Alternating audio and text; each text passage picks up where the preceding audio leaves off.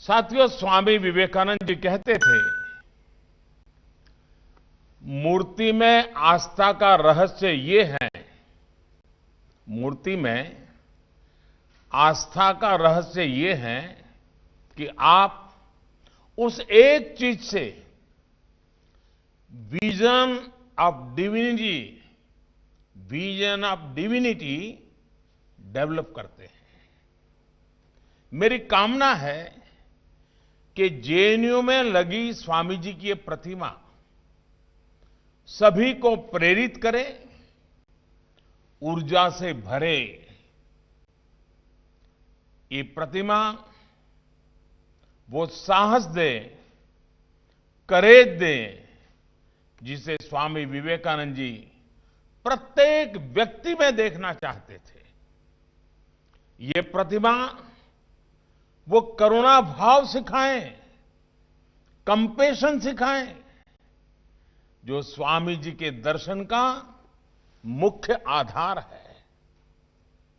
ये प्रतिमा हमें राष्ट्र के प्रति अगाध समर्पण सिखाएं, प्रेम सिखाएं, intense love for our country, जो स्वामी जी के जीवन का सर्वोच्च संदेश है। ये प्रतिमा देश को विजन ऑफ वननेस के लिए प्रेरित करे,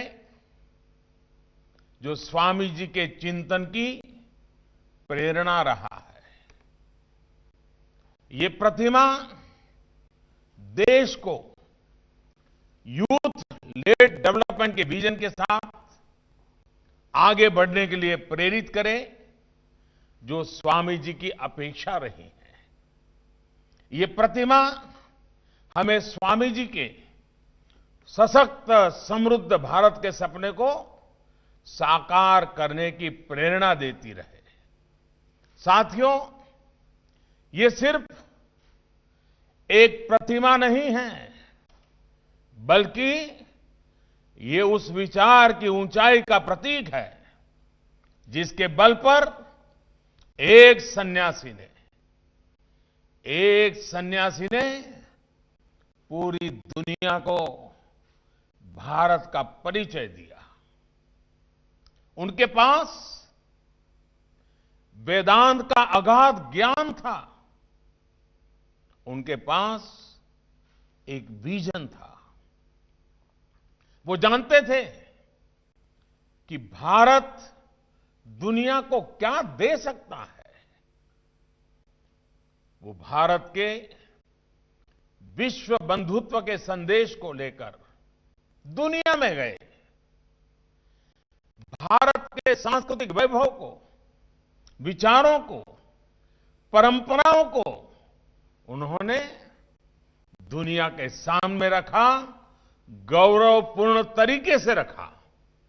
आप सोच सकते हैं, जब चारों तरफ निराशा थी, हताशा थी, गुलामी के बोझ में दबे हुए थे हम लोग, तब स्वामी जी ने अमेरिका की मिशिगन यूनिवर्सिटी में कहा था, और ये पिछली शताब्दी के प्रारंभ में कहा था। उन्होंने क्या कहा था? मिशिगन यूनिवर्सिटी में भारत का एक सन्यासी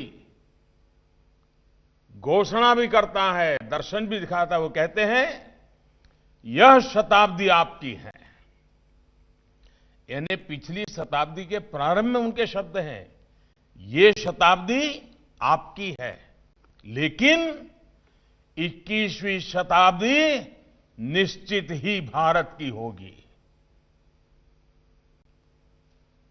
पिछली शताब्दी में उनके शब्द सही निकले हैं, इस शताब्दी में उनके शब्दों को सही करना ये हम सबका दायित्व है।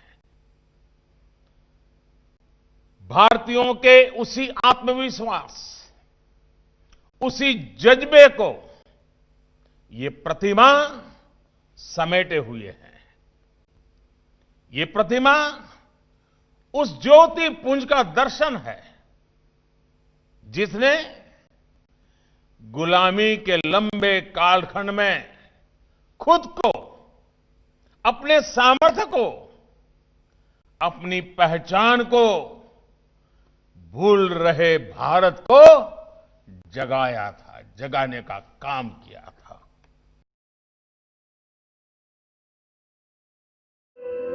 धुआं धुआं सा ये शहर क्यों दिखता है, सुना है बाजार में धुएं का सामान बिकता है।